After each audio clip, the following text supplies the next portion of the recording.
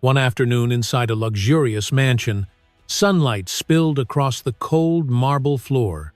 There, a pregnant woman was forced to kneel in the grand hall by her husband's mistress, red wine from a crystal glass pouring over her hair and face, while the millionaire sat on the sofa, watching with a faint smile. They thought it was humiliation, a way to prove control, but they didn't know that this nightmare would become the beginning of their downfall. Because when the door bursts open and the mother walks in, everything inside the mansion will stop. This is a story about pain, about justice, and about the strength of a woman who rises amid cruelty. Stay with us, because what happens next will leave you breathless. Tell us what time you're listening and where you're tuning in from, and drop a comment below.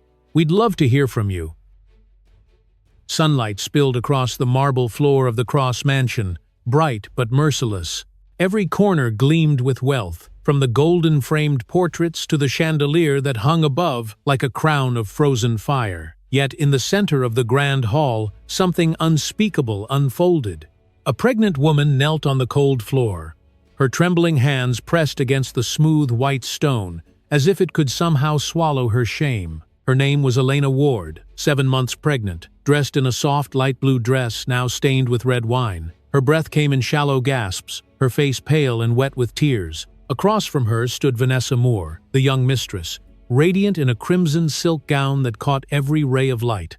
Her lipstick matched the color of her drink. She swirled the glass lazily and watched the wine slide down like blood.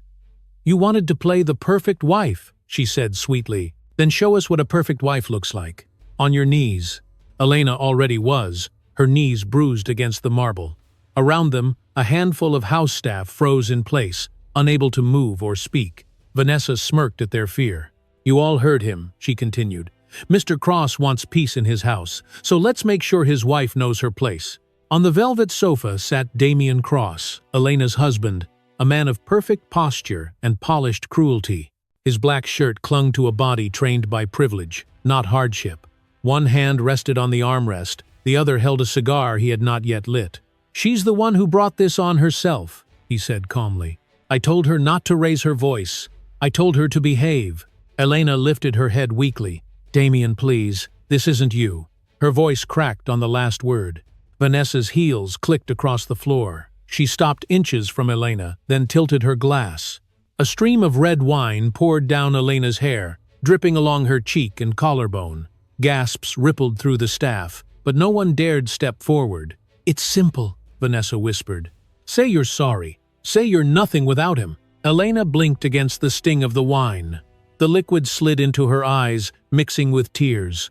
Her hands trembled on the floor, but she didn't bow her head. "I'm sorry," she whispered, though her voice shook with both pain and defiance.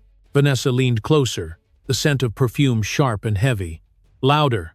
Elena forced the words again, her voice echoing through the marble hall. "I'm sorry." Damien exhaled slowly, as if the sound soothed him. "You see, Vanessa, she can learn."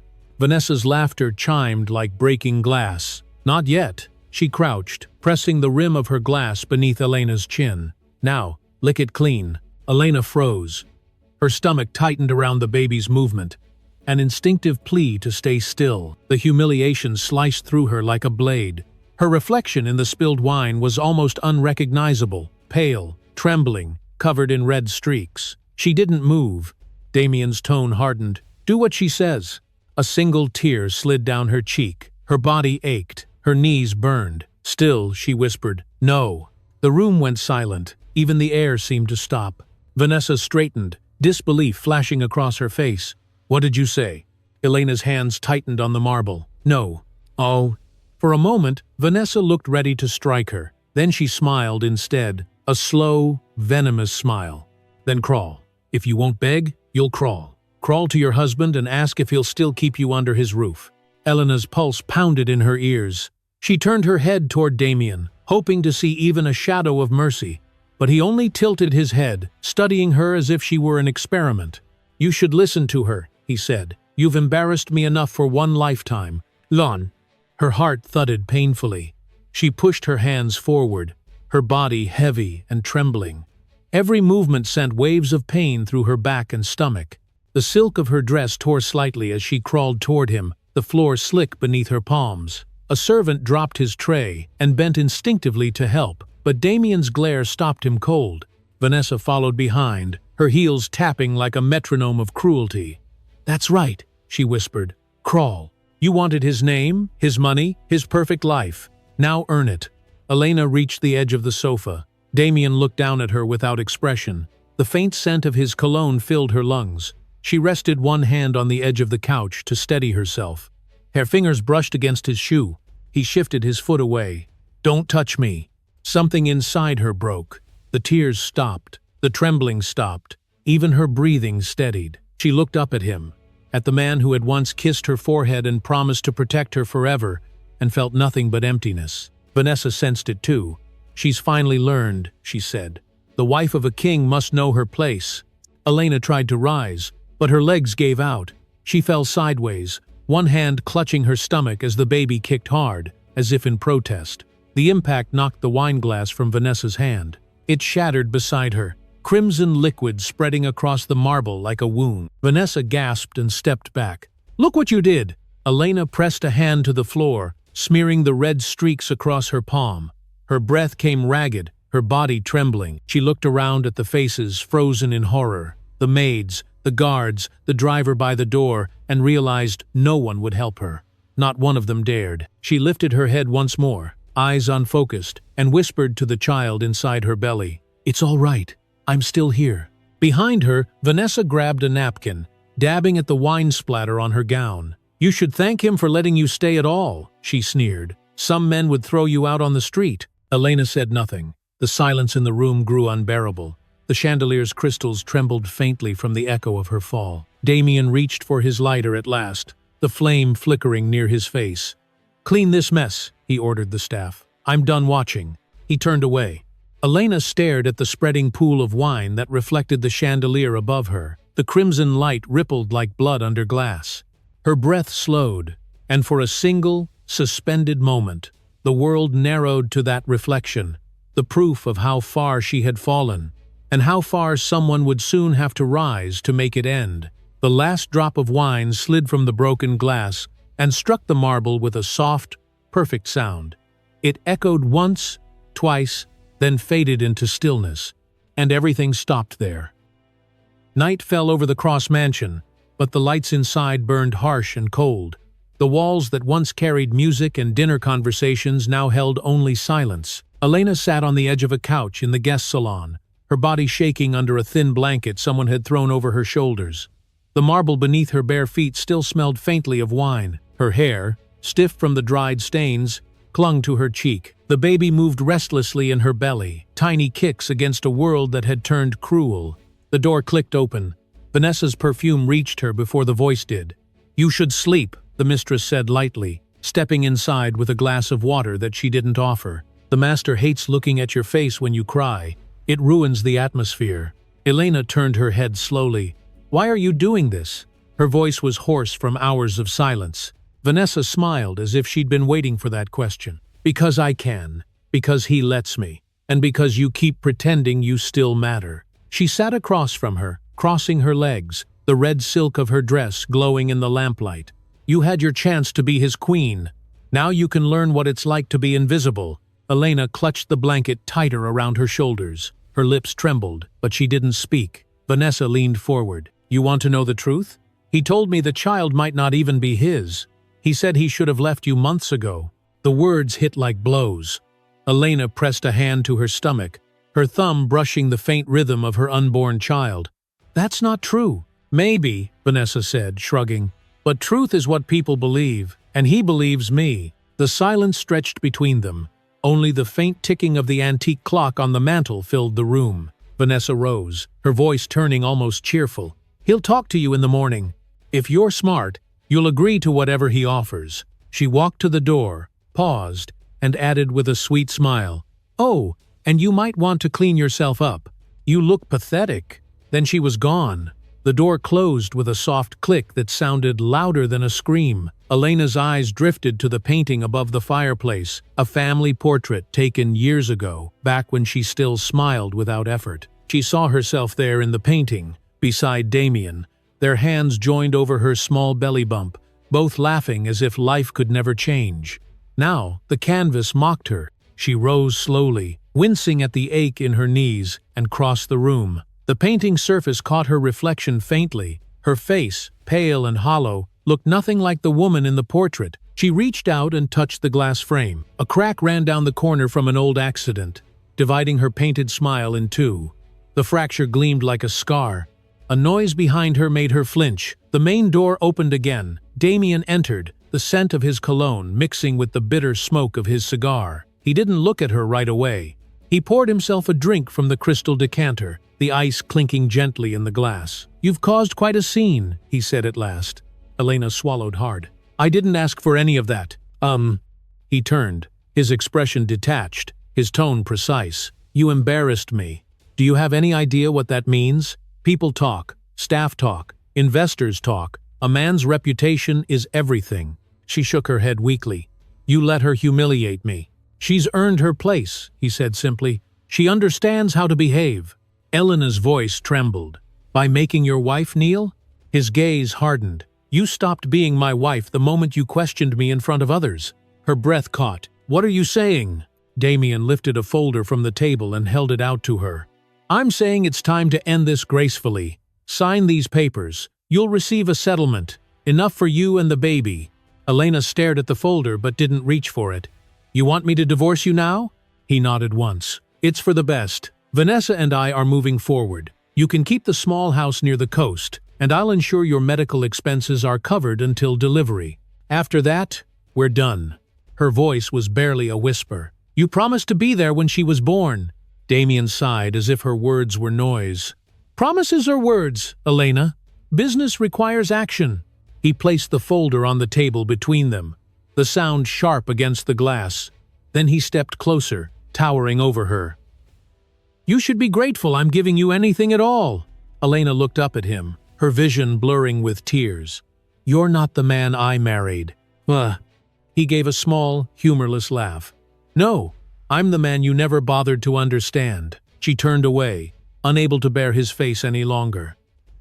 Her reflection in the window was ghost-like, framed by the darkness outside. In the glass, she saw her own hand trembling against her stomach, felt the faint rhythm of life beneath her skin. The baby kicked again, strong this time, as if demanding her to stay upright. Damien finished his drink and set the glass down with deliberate care. "You'll have time to think. The papers will stay here, but if you delay, I can make things very difficult. No more insurance, no more doctors, no more protection. You decide how this ends." He left without waiting for an answer. His footsteps echoed down the hallway until the sound faded completely. Elena stood still for a long time. The room was too quiet. The only movement came from the clock's pendulum, swinging back and forth like a heartbeat. She sank to the couch again, clutching the blanket as if it could protect her from the emptiness around her. Her eyes drifted toward the glass table. The folder sat there, perfectly aligned, its edges neat and sharp. The paper inside might as well have been a weapon. She couldn't bring herself to open it. Her hand hovered above it, shaking, before pulling back. Her phone vibrated once on the cushion beside her. The screen glowed faintly with a single notification. It was a message from an unknown number. She hesitated before unlocking it. The message contained only 3 words: "Do not sign." Elena stared at it. Her breath caught somewhere between disbelief and hope. Her thumb hovered above the screen, her pulse quickening. No name, no explanation, only those words glowing against the darkness. She looked around the empty room. The light flickered once, then steadied again. Somewhere upstairs, a door creaked. The mansion seemed to hold its breath. She placed a hand over her stomach and whispered softly, "We're not alone." Outside, the wind rose, brushing against the windows with a faint sound like distant footsteps. The chandelier above her swayed slightly, scattering small fragments of light across the walls.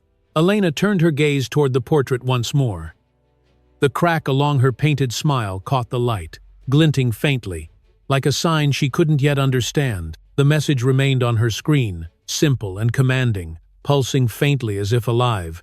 She set the phone beside her, her heartbeat syncing with the ticking of the clock. She didn't move again. She only listened, to the silence of the mansion, to the wind outside, and to the quiet voice inside her that had finally begun to wake. And the night stayed still. Morning sunlight poured through the tall glass windows of the Cross Mansion, painting the marble floor in strips of gold. The air smelled of perfume, champagne, and expensive cruelty.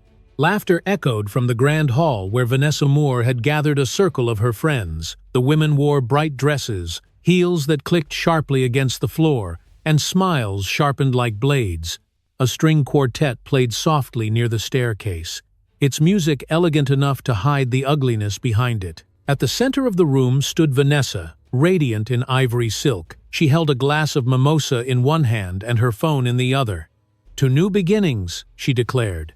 "To love, to success, and to knowing how to keep what we deserve." Her friends cheered. Behind her, a large screen displayed photos from last night's party, her arm draped around Damien's shoulders, his smile confident, her lipstick bright against his cheek. Someone laughed too loudly. "Is it true what the papers say?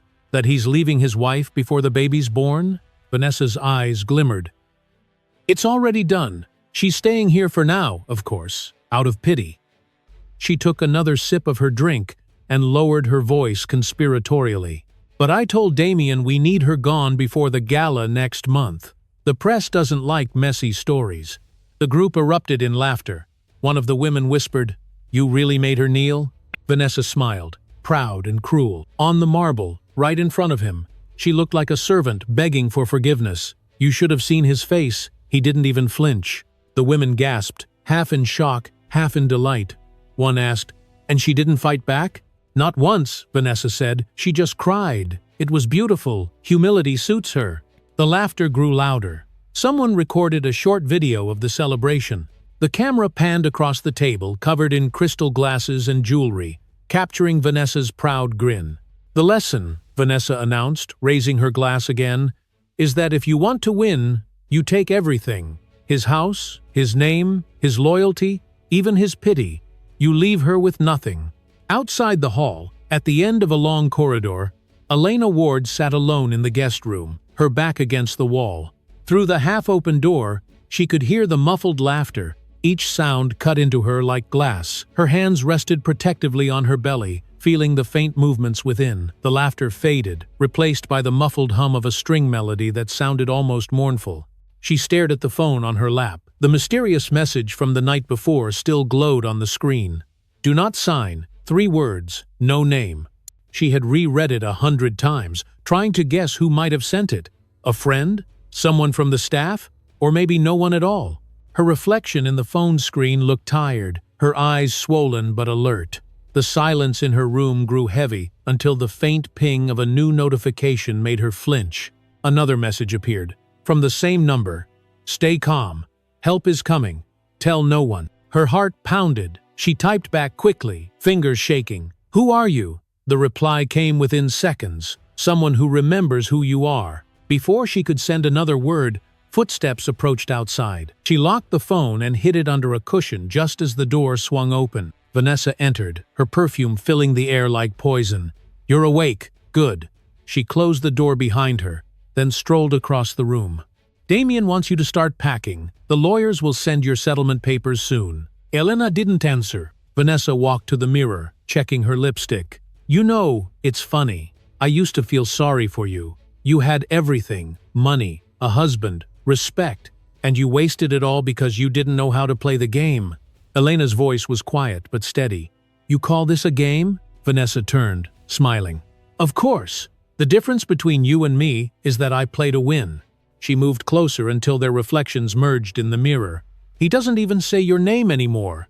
To him, you're a memory, a mistake." Elena felt the baby shift under her palm, as if reacting to the venom in the air. Her voice came out small but certain. "One day he'll regret this." Vanessa laughed softly. "You still believe in regret? That's adorable." She leaned closer, lowering her voice. "If you want to survive, take the money and disappear. No one will ever take you seriously again. Not with that video." Elena blinked. "What video?" Vanessa smiled slowly.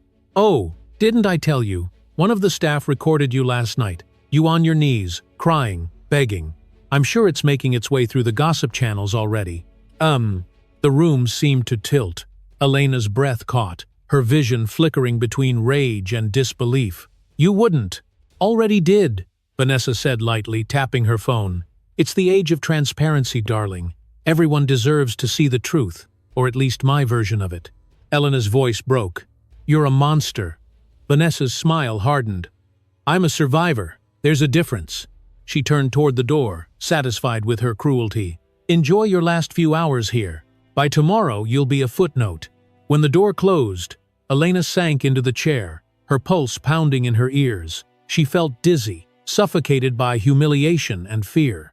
The chandelier light flickered, casting fractured reflections across the floor. Somewhere in the distance, laughter rose again, fainter now, distorted by walls and echo. She pressed both hands against her stomach. "I'm sorry," she whispered to the child. "I'm trying." Her phone buzzed once more beneath the cushion. She pulled it out, half afraid to look. A single new message appeared. "We saw the video. Do not panic. She will not win." Elena stared at the screen, her throat tight. She didn't know who we meant, but something in the words steadied her. For the first time in days, she felt her breath slow. Outside, clouds gathered, dimming the sunlight. Thunder rolled softly above the mansion. The wind pushed against the tall windows, rattling them in their frames. In the grand hall below, Vanessa's laughter turned shrill and nervous as the first drops of rain hit the glass roof. Elena looked toward the window. Her reflection merged with the storm, pale and unbroken. She stood, crossing the room slowly, one hand resting on her stomach. Lightning flashed, lighting the crack in the sky, and for a brief second, she saw her own eyes in the reflection, no longer just frightened, but focused. She whispered, barely audible, "You're wrong. I'm not gone yet." The thunder answered her like a promise. And down in the hall, Vanessa raised her glass again, unaware that somewhere beyond the storm, someone was already watching her every move. The rain began to fall harder, each drop against the window echoing like the slow approach of something inevitable. Elena closed her eyes, listening to the rhythm of the storm, and waited. Afternoon light fell heavy over the Cross Mansion, the sky dimming under a veil of approaching rain. The long driveway shimmered with a thin layer of mist as a black sedan slowed to a stop before the front steps. The engine went silent. For a moment, the only sound was the soft ticking of the cooling metal and the wind pushing through the trees. The driver stepped out quickly and opened the rear door. Helena Ward emerged with quiet composure, her posture straight despite her age. A tailored gray coat framed her figure, simple yet commanding. She held a single leather briefcase in one hand, its weight balanced with precision. Her silver hair was neatly pinned, her expression unreadable. The air seemed to shift around her, colder, sharper. Two housekeepers standing by the door froze as she approached. "Good afternoon," Helena said politely. Her voice was calm, but her eyes carried a stillness that made them lower their heads without question. "Tell your employer, Mrs. Ward is here to see him." Before they could answer, Damien Cross appeared at the top of the staircase. He was dressed in a dark suit, no tie, his sleeves rolled up, a half-drained glass of whiskey in his hand. He smiled faintly, though the gesture held no warmth. "Helena Ward," he said. "This is unexpected." Helena met his gaze. "Everything about this house has been unexpected lately." He descended the stairs slowly, each step deliberate. "If you came to apologize for your daughter's behavior, I'm afraid it's a little late. She's made quite a mess of things." Helena's expression didn't change. "I didn't come to apologize. I came to take back what's mine." That made him pause. "Yours?" She glanced around the grand hall, the portraits, the marble pillars, the chandelier that caught the fading sunlight. "This house, this land, the investment portfolio that built your company. All of it was purchased under the Ward Holdings Trust." He laughed softly. "You must be mistaken. Everything here belongs to me." Helena set the briefcase on the nearest table and opened it. Inside were several neatly organized folders. She withdrew one and slid it toward him across the polished surface. "Read it. The signatures don't lie." Damien's smirk wavered as he looked down at the document. His own name appeared on the lower half, next to hers, beneath a clause he barely remembered signing years earlier. She watched him read, her patience unbending. "You were young," she said. "Ambitious. My late husband believed in you, so we invested. Quietly. 51% of your company was registered under our trust as protection. You never asked where the seed money came from. You just spent it." Damien closed the folder, his jaw tightening. "That's ancient history." "1. History," Helena said evenly, "has a way of returning when it's ignored." From the upper balcony, Vanessa Moore appeared, her silk dress gleaming under the chandelier. "Who's this?" she asked, her tone sharp. Helena turned slightly toward her. "You must be the woman who poured wine on my daughter." Vanessa blinked, caught off guard.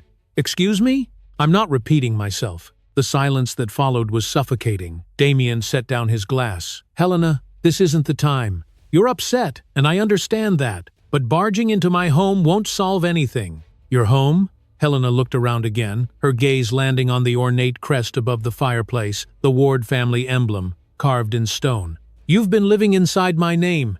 Vanessa descended the stairs slowly, folding her arms. "You don't scare me. Maybe that timid daughter of yours listens to you, but I don't." Helena regarded her as one might a loud insect. "Then I won't waste words." She turned to one of the staff members standing frozen by the doorway. "Bring my daughter here." The servant hesitated, looking to Damien for approval. Helena's eyes narrowed slightly, and that alone made the woman obey. Footsteps hurried down the corridor. Vanessa scoffed. "You think showing up with papers will change anything? Damien doesn't take orders from anyone." Helena ignored her.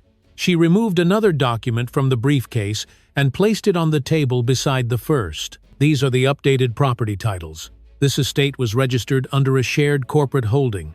Every piece of marble, every chandelier, even the art on these walls, belongs to Ward Global."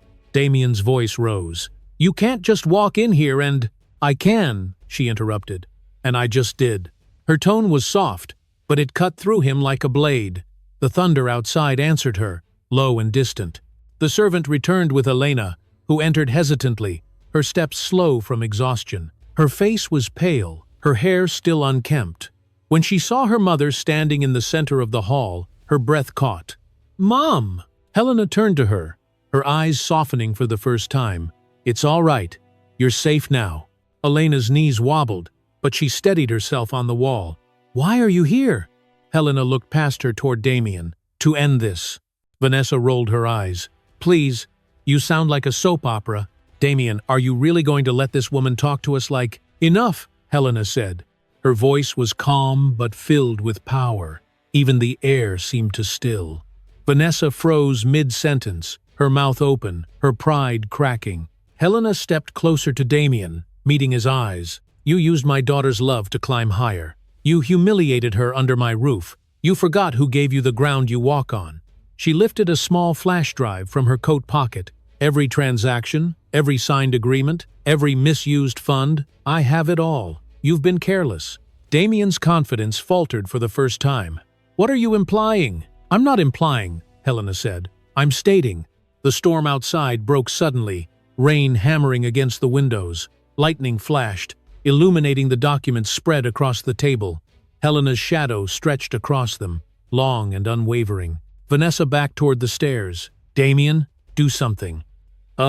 He didn't move. His eyes were fixed on Helena, as if the walls themselves had turned against him. Helena closed the briefcase, snapping it shut with precision. "I came to give you one chance. Pack what belongs to you personally and leave my daughter's home. If you refuse, you'll see what happens when a ward declares war." For the first time, fear flickered in Damien's eyes. "You wouldn't dare." Helena leaned closer, her voice low and steady. "Try me." "Huh." The thunder cracked again, louder this time, shaking the chandelier above them. The sound vibrated through the floor like the slow rumble of something awakening. Elena stood in silence, tears filling her eyes, not from fear, but from the shock of seeing her mother face down the man who had broken her. Vanessa whispered Damien's name, but he didn't answer. He looked from Helena's documents to Elena's tear-streaked face, and finally to the storm outside, realizing for the first time that everything he owned was slipping beyond his reach. Helena picked up her umbrella and turned toward the doorway. "You have until sunrise," she said quietly. "After that, the house will no longer recognize your name." The lightning flashed once more, reflecting off the marble floor like a blade of light. Helena's silhouette filled the doorway, her voice steady as she added, This is no longer your kingdom, Mr. Cross." And with that, she walked out into the rain, leaving behind silence, shattered pride, and the echo of thunder rolling through the empty halls. The storm raged through the night, rattling the windows of the Cross mansion until the early hours of dawn. By morning, the rain had stopped, leaving the world washed clean yet uneasy. The marble floor in the great hall gleamed again, but something invisible hung in the air. Fear had taken residence. Damien Cross stood before the wide windows, his reflection faint against the pale sky. His suit was immaculate, his tie perfectly knotted, but his hands trembled as he poured whiskey into a glass. The documents Helena Ward had left the day before still lay on the table, spread open like silent verdicts. He had read them twice and still could not comprehend the scale of what she had done. Vanessa entered quietly, her hair still damp from a restless shower. "You didn't sleep," she said. He didn't answer. The light from the window cut across his face, deepening the hollows under his eyes. "She can't take it all," Vanessa continued, trying to sound confident. "There must be a way to fight her. Lawyers, injunctions, something." Damien turned toward her, his voice low. "You don't understand. She owns everything. The land, the house, the company. She's been holding the strings this whole time." Vanessa frowned. "Then what do we do?" He took a slow sip from his glass, his mind racing. "We stay quiet. We pretend nothing has changed until I find a way to reverse it." The sound of the front doors opening interrupted him. Both turned sharply. The housekeeper appeared, breathless. "Mr. Cross, Mrs. Ward has returned. She's brought people with her." Vanessa's hand flew to her chest. "People?" Before he could answer, Helena Ward stepped inside the grand hall again, followed by 2 security consultants and a man in a dark suit carrying a laptop. Her presence was colder now, stripped of civility. She walked to the center of the room, placed a small projector on the table and looked at Damien. "Good morning." He forced a smile. "Back so soon?" "I thought it best to finish what we started," she said. The man with the laptop connected the projector. A faint blue light filled the air, and an image flickered onto the wall, security footage from the mansion's own surveillance system. Damien's stomach twisted before the first frame even stabilized. The footage showed Vanessa standing over Elena in the grand hall, the wine glass tilted, the red liquid cascading over the pregnant woman's hair. Damien sat in the background, motionless. The sound of Elena's quiet plea echoed faintly from the speakers. The servants in the room flinched at the replay of their own silence. Helena spoke without raising her voice. "Every camera in this house records to a secure cloud server. My company installed those systems when we built this property. You may have paid for the hardware, Mr. Cross, but I own the data." Vanessa took a step back, her face draining of color. "You can't show that," she said. "That's private." Helena's gaze cut through her. "Humiliation is not private when it happens in a room full of witnesses. You wanted an audience. Now you have one." Damien's jaw tightened. "You have no right to broadcast this." "I don't need to," Helena said. "The files have already been sent to the board of Ward Global, to your investors, and to 3 major media outlets.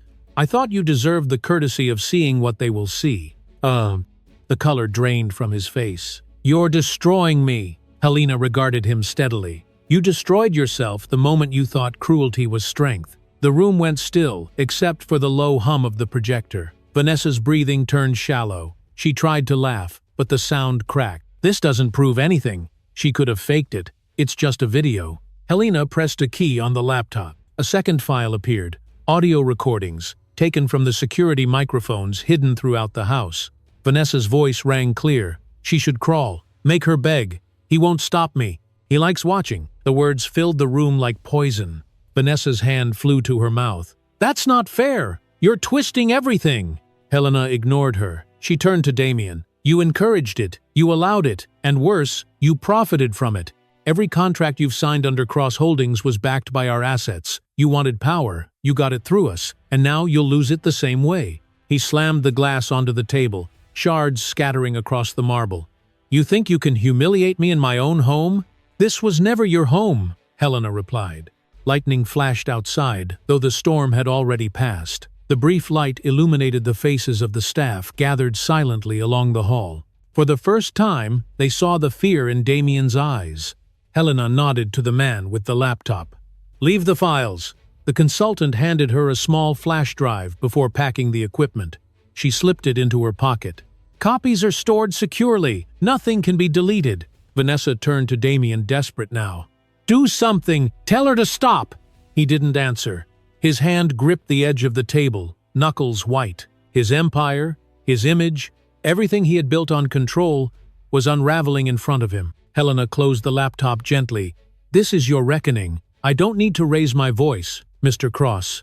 The truth speaks louder than any threat." Damien stared at her, his breathing uneven. "You'll regret this." "No," she said quietly. "You will." The hall fell silent again. Only the sound of rainwater dripping from the roof echoed faintly. Helena turned toward the staff, her tone softening. "You can go. None of you will be punished for what you witnessed.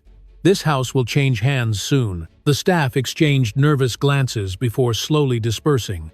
Vanessa remained frozen beside the staircase, her trembling hand clutching the banister. Damien's voice broke the quiet. "You've made your point. Now leave before I lose my patience." Helena met his gaze. "Patience is a virtue you can't afford anymore." She gathered the documents into her briefcase, then paused. "There's one more thing you should know. Every investor you've relied on has already withdrawn support. Ward Global terminated all shared accounts at dawn. By the time the markets close, your company will be worthless." The silence that followed felt heavier than any shout. Damien's fingers loosened around the table edge. His reflection in the window looked smaller now, as if the house itself were closing around him. Vanessa whispered, "Damien, what's happening?" He didn't respond. His eyes were locked on Helena's briefcase, the object that now contained the remains of his empire. Helena lifted it and turned toward the door. Her heels clicked softly on the marble, echoing through the vast hall. At the threshold, she stopped and looked back once. "By tomorrow, the world will know who you really are." The wind outside caught the door as she opened it. Papers fluttered from the table, scattering across the floor like fallen leaves. Damien watched her leave, his jaw clenched, his pride bleeding through the cracks of his silence. Vanessa reached for his arm, whispering his name, but he pulled away. The last sound that lingered in the house was the fading hum of the projector shutting down, the screen flickering once before going black, leaving only the faint reflection of Damien's face in the darkness, trapped in the ruins of his own power. And the moment froze there, suspended in quiet devastation. The morning after Helena's departure, the mansion felt like a body stripped of breath. The marble gleam had dulled under the gray light that seeped through the curtains. The air was heavy with the scent of rain and the faint bitterness of spilled whiskey. Damien Cross sat alone in the study, a half-smoked cigar burning away in the ashtray, forgotten. The laptop screen before him glowed faintly, filled with emails that read the same line in different words: termination of partnership, withdrawal of funds, immediate contract suspension. Each notification struck like a nail sealing his ruin. Vanessa entered without knocking. Her voice was sharp, restless. "The phone hasn't stopped ringing. The investors are calling my number now. They say the footage is everywhere. You need to fix this before it gets worse." He didn't look at her. "It's already worse." She crossed the room, pacing. "Then do something. Call your lawyers, the board, anyone. You can't just sit there while she—" He cut her off with a raised hand. "Enough." The word was soft, but cold enough to still her. He rubbed his temples, his tone low. "I've already called 3 firms. None of them will represent me. They're afraid of her, of Ward Global. She owns the air around this city." Vanessa stared at him. "So what now? You're giving up?" He finally turned his gaze toward her. His eyes were rimmed with exhaustion, but beneath the fatigue was something darker. "No, I'm fighting this my way." He stood and walked to the safe hidden behind the bookcase. The soft mechanical click of the code echoed through the silent room. Inside, folders, flash drives, and cash filled the shelves. He pulled out a sleek black file marked with the Ward crest and dropped it onto the desk. Vanessa frowned. "What's that?" "A record of every joint transaction between our companies," he said. "If she thinks she can expose me, I'll expose her too. She's not as untouchable as she pretends to be." Vanessa hesitated. "You're talking about blackmail." "I'm talking about leverage," he replied. She crossed her arms, unsure. "And what if it backfires?" He gave a bitter smile. "Then I have nothing left to lose." The phone on his desk rang again. He answered without checking the caller ID. "What is it?" The voice on the other end was cautious. "Mr. Cross, this is Bennett from security. There are reporters outside the gates, at least a dozen, some from national outlets. Keep them out," Damien said. "Yes, sir, but they're not alone. There are 2 patrol cars as well. They said they had an appointment." Damien's hand tightened around the receiver. "Police?" The guard hesitated. "Yes, sir." He ended the call and turned to Vanessa. "She's sending the authorities now. She wants to bury me legally." Vanessa stepped closer. "We can leave. We can go to the villa. We can disappear until this cools down." He shook his head. "Running makes us guilty. No, we stay." Vanessa tried to steady her breathing. "Then what do you want me to do?" "Nothing," he said flatly. "You've done enough." Her face hardened. "Excuse me?" He didn't look up. "You were supposed to be an asset, not a liability. But your little performance, that video, it's the reason all of this started." She moved closer, anger rising. "Don't blame me. You told me to teach her a lesson." He finally met her eyes. "I told you to stay discreet." They stared at each other, the air between them thick with contempt. Then Damien spoke again, his tone lower, more dangerous. "Find the maid who recorded it. Pay her, threaten her. I don't care. I want that video buried before noon." Vanessa hesitated. "And if it's already online?" He exhaled slowly, the sound like a growl. "Then make sure everyone forgets it." Outside, thunder rolled again, even though the storm had passed. Vanessa left the room without another word, her heels striking the floor with angry rhythm. Damien returned to the desk, scrolling through the laptop. News sites had begun to publish articles about the Cross Mansion incident. Photos from the video, blurred but recognizable, spread like wildfire. Each headline cut deeper.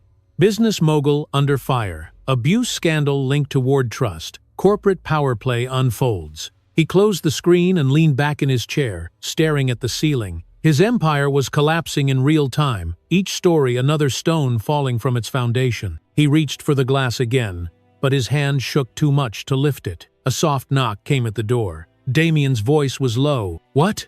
The door opened slowly, and the housekeeper stepped in, holding an envelope. "This came for you, sir." He frowned. "From who?"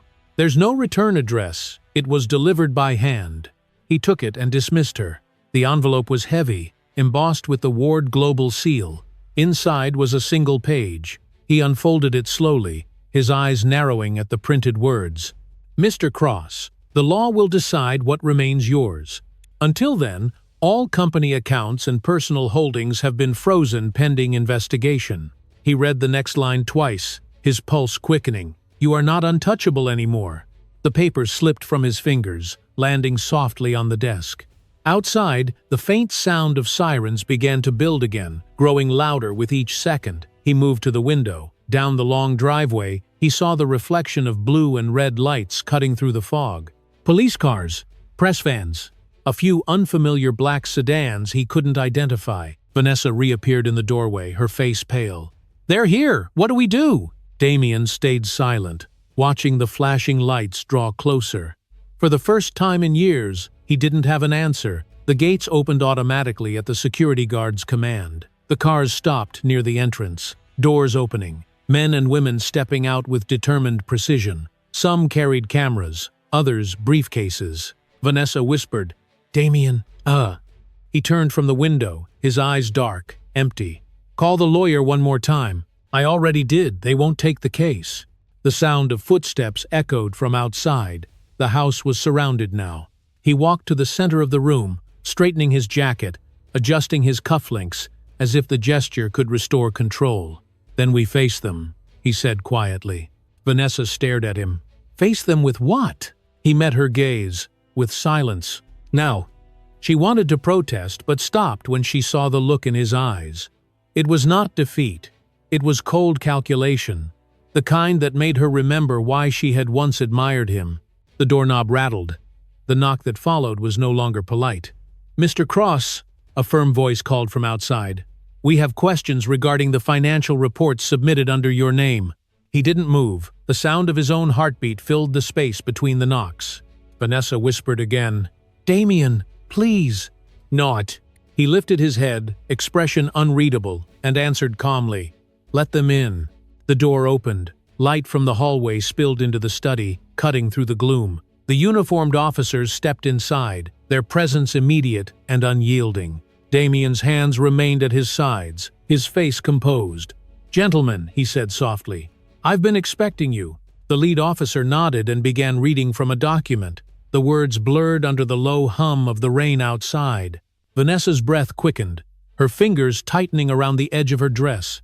And in that stillness, as the papers changed hands and silence swallowed the room again, the empire of Damien Cross teetered on the edge of collapse, its fall inevitable, its sound not yet heard. The clock ticked once, loud and final, and everything waited. The storm of press and police had passed, but the air inside the Cross mansion still felt bruised. The following day brought no noise, no orders, only an emptiness that hummed in every corner. The staff moved quietly, avoiding eye contact, as if the walls themselves had ears. Upstairs, the curtains were half drawn, letting a single shaft of sunlight cut through the dust-filled air. Elena Ward sat by the window of her room, her hands folded over her stomach. The baby shifted slightly beneath her palm, a slow reminder that something pure still existed inside all the ruin. The echo of voices from the night before still haunted her. The harsh tones of police questions, the sound of Vanessa crying in another room, the heavy thud of Damien's footsteps pacing through the hall after everyone left. Her reflection in the glass looked calmer now, but the calm wasn't peace, it was resolve. The silence that once felt suffocating had turned into armor. She rose from the chair slowly, her body stiff but steady. The bruises on her knees from that night had begun to fade, but she could still feel them when she walked. Every step carried memory. Every breath carried anger and strength in equal measure. Downstairs, she could hear Damien's voice through the thin walls, low but sharp, talking to someone on the phone. He was trying to sound composed, but the words came in fragments. "No, temporary freeze. I can fix this. Tell them I'll make it right." His voice cracked once before he lowered it again.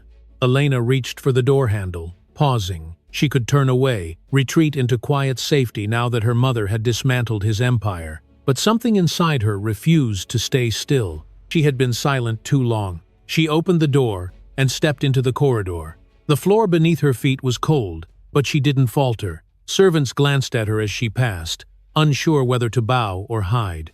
Her pale blue dress trailed softly behind her, the color a faint echo of innocence, now carrying the weight of defiance. At the base of the staircase, Damien stood with his back turned. His phone call had ended. A half-empty glass of whiskey rested on the table beside him. When he heard her footsteps, he didn't turn immediately. "You should stay in your room," he said flatly. Elena descended the stairs slowly. "Why? So I can pretend this house still belongs to you?" He turned then, eyes shadowed with exhaustion and disbelief. "You shouldn't talk to me like that. I shouldn't have let you talk to me the way you did," she replied. Her voice was quiet, but every word landed with precision. "That was my mistake." He gave a tired laugh. "You think you're better than me now because your mother waved a few papers in my face? Don't fool yourself, Elena. Power doesn't make you righteous." She walked closer, her hands steady at her sides. "No, but truth does, and you can't silence it anymore." He took a step toward her, his expression darkening. "You think she saved you? She didn't. You're still the same woman who begged me to stay. You're still weak." Elena met his gaze, unflinching. "I was weak because I loved you. Now I see that love was a leash you tied around my throat." The words struck harder than she expected. For a moment, his composure cracked. His jaw tightened. "You have no idea what it took to build all of this." "Build," she said softly. "You built nothing. You inherited power and mistook it for worth. My family gave you everything, and you used it to destroy their daughter." He opened his mouth, but she continued before he could speak. "You humiliated me. You stood there and watched while she poured wine over my head. And you smiled." Her voice trembled once, not from fear but from the raw edge of memory. "Do you remember what you said after I fell? Clean this mess. That was me. I was the mess you created." He looked away, the weight of her words pressing down on him. "I was angry," he muttered. "You don't understand what was happening that night." "I understand perfectly," she said. "You enjoyed it. It made you feel powerful to see someone weaker kneel." His silence confirmed it. The room seemed to shrink around them. The chandelier above them swayed slightly, the crystals casting tiny reflections on the walls. Elena stood still, breathing evenly, her voice steady again. "You once told me a man's worth is measured by what he protects. So tell me, Damien, what have you protected?" He didn't answer. "Not your company, not your name, not even yourself. You've lost everything because you thought control was love." He turned suddenly, anger breaking through his restraint. "Enough!" he shouted. His glass shattered against the floor, amber liquid spreading across the marble. Elena didn't flinch. The sound no longer frightened her. "I'm not afraid of you anymore," she said softly. "And that's what terrifies you." For a moment, neither spoke. The storm had gone, but its echo still lived in the air between them. Vanessa appeared at the edge of the doorway, her face pale, her eyes red from crying. "Damien," she whispered, "please stop. You're only making it worse." "You!" He turned toward her, his voice trembling with rage. "You should be gone by now." She hesitated, glancing at Elena, then stepped back, silent. Elena took one final step forward, her voice calm but sharp. "You said I embarrassed you. You said I should know my place. I do now. My place is not beneath you." He stared at her, chest rising and falling with uneven breaths. "You think this is victory?" he said quietly. "This is pity. Your mother is playing savior, but she'll leave you the moment this scandal fades." Elena shook her head. "No, she taught me to stand. That's something you could never do without hurting someone else." The words settled like dust. She turned away, walking toward the door that opened into the courtyard. The light streaming through it was soft, almost forgiving. "Where are you going?" he demanded. She paused at the threshold, her back still to him. "To stop being afraid." Lo!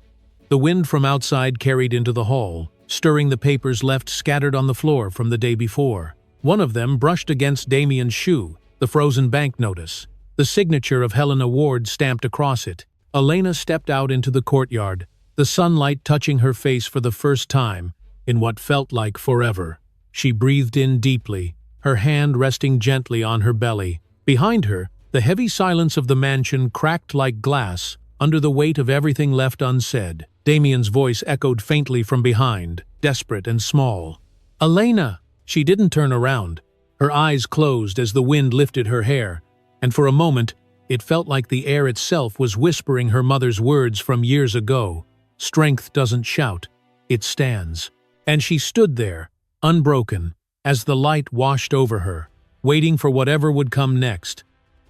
The sun had set hours ago, leaving the mansion bathed in a strange, artificial glow. Spotlights from parked news vans painted the front gates in flashes of blue and white. The sound of cameras clicking and voices calling out questions carried faintly through the thick glass windows. Inside, the grand hall had been stripped of its former grandeur. The chandelier still glittered, but its light felt colder, crueler, as if it illuminated guilt instead of beauty. Helena Ward stood in the center of the hall, her presence commanding the silence. She was dressed in a dark coat that brushed against the marble floor, her face calm and unreadable. To her right stood a pair of uniformed officers and a federal investigator holding a folder marked Ward Global Security Division. To her left, a small crowd of reporters, attorneys, and representatives from the company had gathered under strict invitation. Everything was arranged, controlled, inevitable. The heavy doors opened. Damien Cross entered with slow, deliberate steps. His black suit was perfectly tailored, his expression composed but hollow. Beside him, Vanessa trailed like a shadow, her face pale, her eyes flicking nervously to the rows of cameras already set up around the room. The police escorted them forward. Helena's gaze did not soften. "Mr. Cross," she said, "you are here tonight because this house has been the site of a crime, not only against my daughter, but against the company and reputation of Ward Global. You used this space to humiliate, coerce, and exploit. And now you will face what you have built." Damien gave a short, forced laugh. "You make it sound like I'm on trial already." Helena nodded once. "You are." The investigator opened the folder and began listing the charges in a measured tone. Corporate fraud, misappropriation of trust assets, falsified reports, emotional abuse, coercion. Each word struck the air like a hammer. The reporters scribbled furiously, flashes from their cameras reflecting off Damien's impassive face. Vanessa shifted uncomfortably, whispering, "Damien, do something." He ignored her. His hands stayed clasped behind his back, his gaze fixed on Helena. "You've orchestrated this well," he said. "You've turned a personal matter into a performance." Helena's voice remained steady. "No performance, only truth." At her signal, one of the technicians turned on a large monitor at the far end of the hall. The screen flickered to life, showing still images of contracts, bank transactions, emails. Then, as before, the security footage appeared, the same scene that had shattered everything. Vanessa's cruel laughter, the splash of red wine, Elena's body kneeling on the marble floor. The sound filled the hall. Several people in the crowd turned away, visibly uncomfortable. A few gasped. The footage paused on the image of Damien watching from the sofa, expression cold, indifferent. Helena's voice cut through the silence. "This is what power looks like when it forgets its own humanity." Damien's jaw tightened. "You think showing that changes anything? You've already poisoned the public against me. What else do you want?" Helena took a step forward. "Accountability." She turned to the officers. "Do your duty." They stepped closer, but before the first hand touched his arm, Damien lifted a single palm. "Wait." His voice carried through the room, deep and unshaken. "If I am to fall, I will at least speak first." Helena hesitated, then nodded once. Damien turned to face the cameras. "You all want a villain," he said. "Someone to burn while you watch. Fine. I made mistakes. I trusted the wrong people. I was betrayed." He looked at Helena, a faint smirk curving his lips. "Even by the ones who built me." Helena's expression didn't change, but the faint tightening of her hand on the briefcase revealed a flicker of emotion.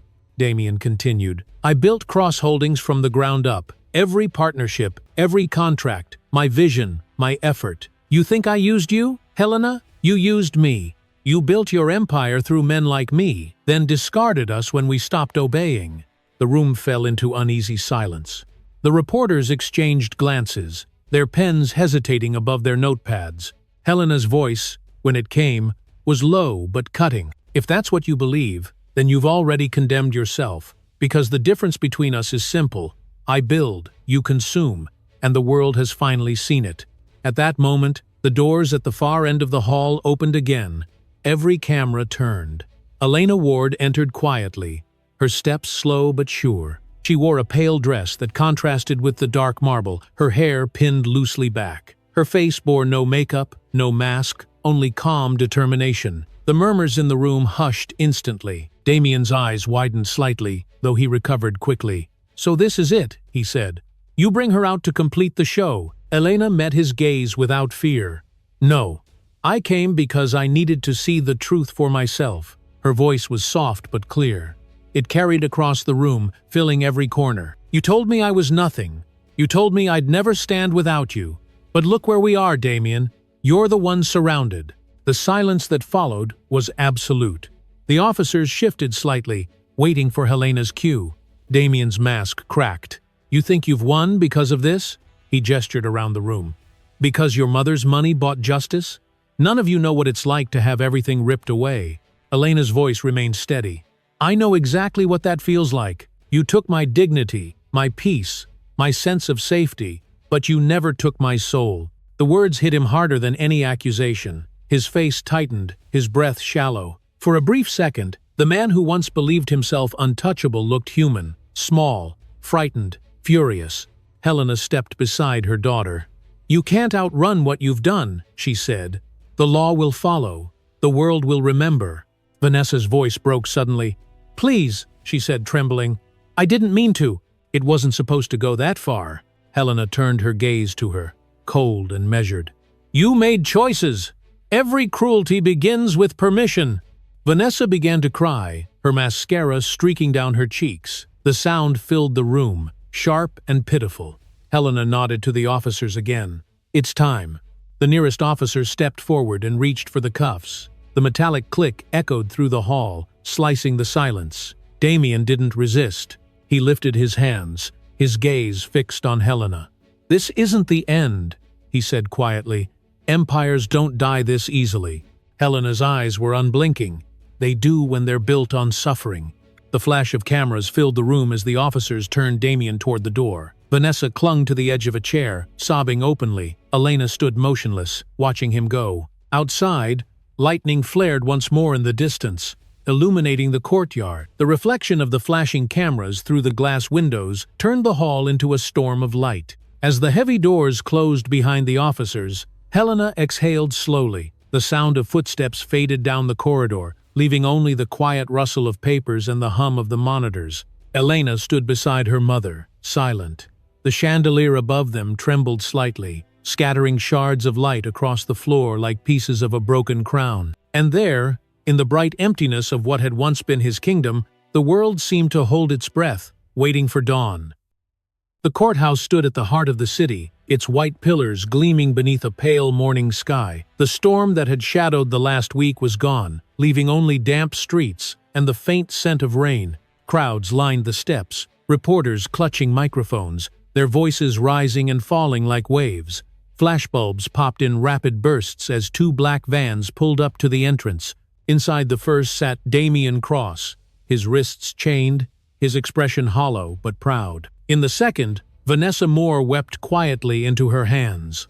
When the doors opened, a hush spread through the onlookers. The officers guided them out, their footsteps steady against the marble stairs. Cameras flashed. The sound was deafening. Someone shouted a question, but Damien didn't respond. His eyes were fixed straight ahead, unblinking. Vanessa stumbled, her tears streaking down her pale face, mascara smudged into dark stains. The air felt colder as they crossed into the courthouse. Inside, the main courtroom was packed. Reporters filled the back rows, their pens poised. The prosecution table gleamed under the bright ceiling lights. A tall judge in a gray robe, Judge Marianne Holt, presided with quiet authority. Her gaze was steady, her voice calm as she called the court to order. "Today," she began, "this court will hear the final charges against Mr. Damien Cross and Miss Vanessa Moore. The evidence has been reviewed. The testimonies have been heard. What remains is judgment." A murmur rippled through the room. Damien sat stiffly beside his lawyer, the chains at his wrists glinting under the light. Across the aisle, Helena Ward and her daughter sat together. Elena's hands were folded in her lap, her expression composed but distant. She did not look at Damien, not once. The prosecutor, Mr. Aaron Walsh, rose from his seat. "Your Honor, the defendants stand accused of conspiracy, assault, financial fraud, and willful defamation. The evidence includes digital communications, corporate records, and video footage obtained lawfully from the Cross estate. The victims have suffered irreparable harm, both emotional and financial." He turned slightly toward Damien, his tone sharpening. "The accused used his wealth to control, silence, and degrade. He believed himself untouchable." Damien's lawyer stood quickly. "Objection. That is inflammatory language." The judge nodded. "Sustained. The court will stick to facts." "Yes, and," Walsh continued, unshaken. "Then let the facts speak. The footage shows the defendant ordering his pregnant wife to kneel. The audio reveals his accomplice encouraging the act for amusement. And the documents confirm that funds were stolen from the Ward Trust to finance Cross Holdings. These are not allegations. They are truths recorded in his own hand." He turned off the microphone, and Saturday silence fell. The judge looked to the defense. "You may respond." "You great." Damien's attorney stood, his movements deliberate. "My client acknowledges certain errors in judgment, but denies malicious intent. The video presented does not show the full context. Mr. Cross was provoked, misled, and ultimately manipulated by those around him." He glanced briefly toward Helena. "This has been a battle of influence, not of justice." Helena's jaw tightened, but she remained silent. Elena's fingers curled slightly in her lap. The lawyer gestured toward Damien. "He has built businesses that employed thousands. He has contributed to charities, invested in communities. He is not the monster the media has painted him to be." The judge regarded Damien carefully. "Would the defendant like to make a statement before the verdict is given?" Damien rose slowly. The sound of chains against the table filled the still air. He turned toward the gallery, scanning the faces. When his eyes met Elena's, she didn't flinch. "I made mistakes," he said. His voice was deep but strained. "I let anger guide me. I thought power meant respect. I was wrong, but I am not the only one to blame." His eyes shifted toward Helena. This world teaches men like me to take because that's what builders do. It rewards control. It celebrates dominance. And when you finally lose everything, people call it justice. He looked back at the judge. Maybe it is justice. Maybe it isn't. But I will carry it. He sat down. The courtroom remained silent. The judge adjusted her glasses, her tone even. "Miss Moore, would you like to speak?" Vanessa rose shakily. Her voice broke on the first word. "I didn't mean to hurt her. I was jealous, stupid, drunk. I thought he loved me." Her eyes darted to Damien, then fell. "But I know now what we did can't be undone. I'm sorry." The judge nodded once. "You may sit." A long pause followed. The room seemed to hold its breath. Then Judge Holt picked up a paper from her desk. "This court finds the defendants guilty on all primary charges." Vanessa sobbed openly, covering her face. Damien sat motionless. For assault, defamation, and emotional abuse, Miss Vanessa Moore is sentenced to 10 years in state prison, with eligibility for parole after 5 years. Vanessa collapsed into her chair, shaking. 2 officers moved to steady her. The judge turned her attention to Damien. "For fraud, coercion, and abuse of fiduciary power, Mr. Damien Cross is sentenced to 25 years in federal custody, with no parole for the first 15. All remaining assets are hereby seized under the authority of Ward Global Restitution. This sentence is effective immediately." The gavel struck once. The sound echoed like thunder through the courtroom. Helena exhaled quietly, her hand finding her daughter's. Elena didn't cry. She simply closed her eyes for a moment, breathing in the weight of closure. Across the aisle, Damien lowered his head. The officers stepped forward, securing his cuffs. He didn't resist. His lawyer whispered something to him, but he didn't reply. As he stood, his gaze flicked once more to Elena. "You won," he murmured.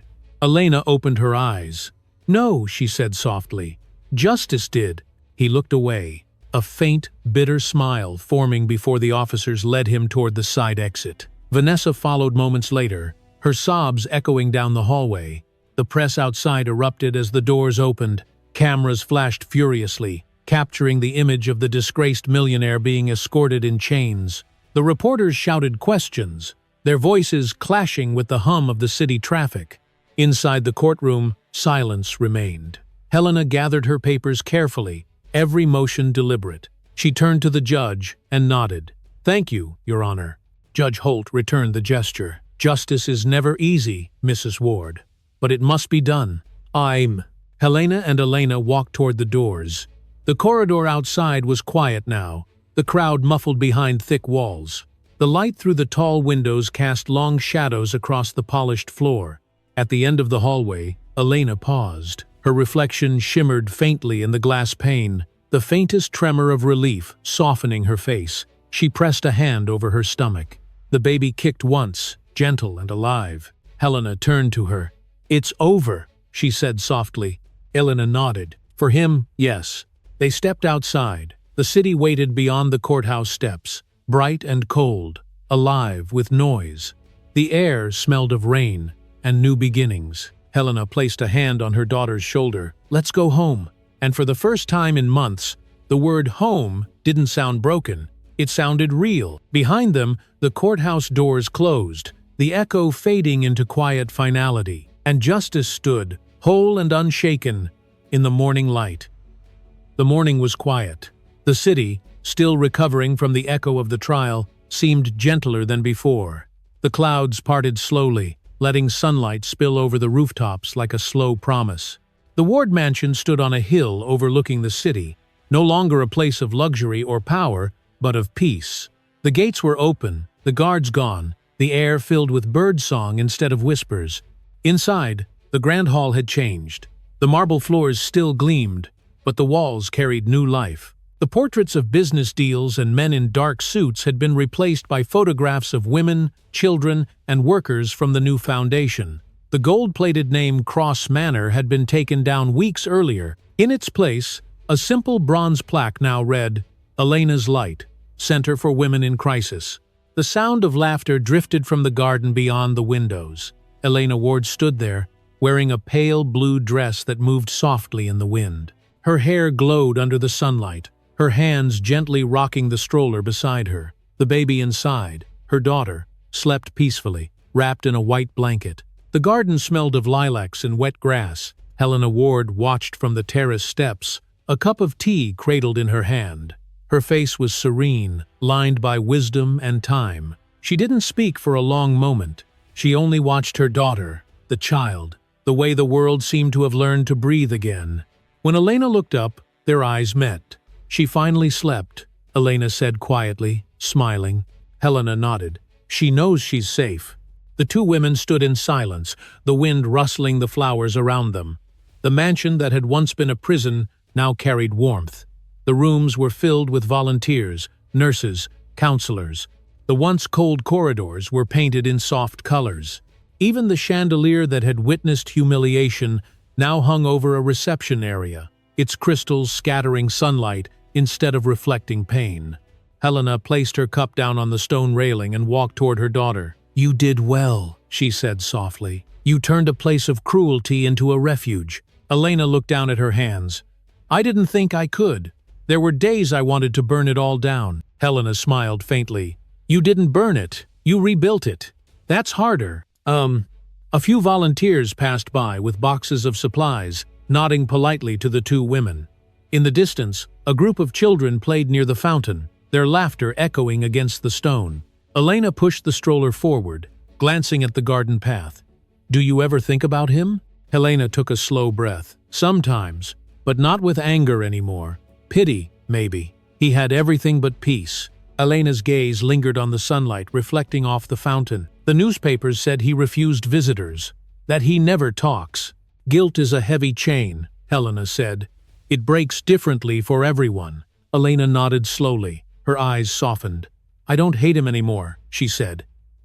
"Hating him kept me bound to the worst parts of myself. I just want to live again." Helena touched her shoulder gently. "Then live, my love. That's the victory he can never touch." The baby stirred in the stroller, a soft sound escaping her lips. Elena bent down, brushing a stray curl from the infant's forehead. The small chest rose and fell with each peaceful breath. "I named her Grace," she whispered. Helena smiled, her eyes glistening. "Grace suits her. It suits you too." They stood there together for a long time, the sunlight growing warmer, the air filled with the scent of lilac. Inside the hall, a group of women gathered for a morning meeting. Some carried folders, others cups of coffee. On one of the bulletin boards near the entrance, a framed statement hung under glass. It read, "This house once witnessed cruelty. Now it stands as proof that pain can become purpose, and silence can become strength." The staff moved quietly beneath it, their voices low, their purpose clear. Elena stepped inside a few minutes later, carrying her daughter. The women looked up and greeted her warmly. One of them, a young counselor, handed her a folder. "We have 6 new applicants this week," she said, "all from nearby shelters." Elena nodded. "Make sure they have rooms prepared, and flowers in each one." "Yes, ma'am." As the counselor left, Helena entered behind her. "You sound like your father when you give orders," she said softly. Elena smiled. "He would have been proud of you for what you did." Helena's expression softened. "He always believed justice wasn't revenge. He said it was restoration." They walked together through the main hall, passing the wide staircase that once led to fear and humiliation. Now it led to classrooms, therapy rooms, offices filled with people who cared.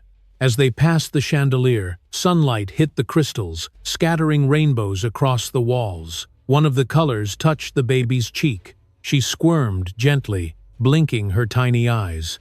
Helena laughed quietly. Even light chooses her. Elena looked up at the stairs, her voice soft. "There's one thing left I want to do." Helena raised a brow. "What is that?" Elena carried the baby to the staircase. She climbed slowly, each step deliberate. When she reached the 5th step, she stopped. The same step where she had once fallen months before, the moment that had changed everything. Helena watched from below, tears shining in her eyes. Elena bent down and placed a small bouquet of pale blue flowers on the marble. The petals trembled in the sunlight. She stayed there for a moment, breathing deeply. "This was where everything broke," she whispered. "So it's where I'll start again." The baby stirred in her arms, letting out a soft sound. Elena smiled through her tears. "It's all right, Grace. We're home now?" Helena joined her at the stairs, resting a hand on her shoulder.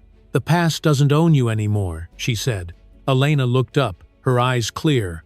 "No, it never will again. None." They stood there, mother and daughter, sunlight pouring through the tall windows behind them. The bouquet of flowers glowed softly on the marble, light blue against white stone, a quiet symbol of forgiveness and rebirth. Outside, the wind carried the scent of the garden through the open doors. The fountain splashed gently, children laughed, and somewhere a bell rang in the distance. Elena turned toward the window, watching the city below. "Do you hear that?" she asked. Helena listened. "What?" "The world," Elena said. "It's still moving." The older woman smiled. "It always will. That's the mercy of it." The two women walked down the stairs together, their steps unhurried, their shadows long and soft in the morning light. In the stillness that followed, the bouquet remained where it was, catching the sunday. Each petal shimmered as if breathing, and for the first time since the world had fallen apart, everything inside the house felt alive again. The light stayed,